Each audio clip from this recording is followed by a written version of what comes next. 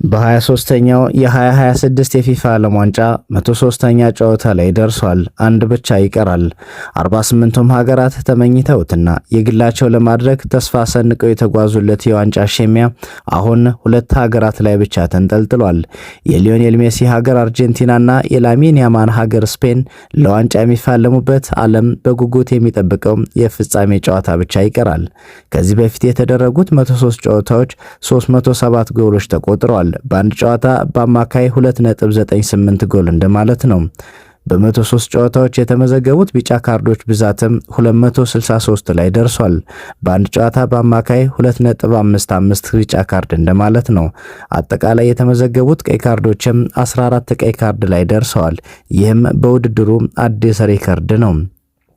በዚህ ዓለም ዋንጫ ላይ ብዙ ጊዜ የተደጋገሙ ውጤቶችም አሉ። ቀዳሚውን የሚወስደው 1-1 የተጠናቀቁ ጨዋታዎች ናቸው። 12 ጊዜ የአንዳቻ ውጤቶችም ተመዝግበዋል።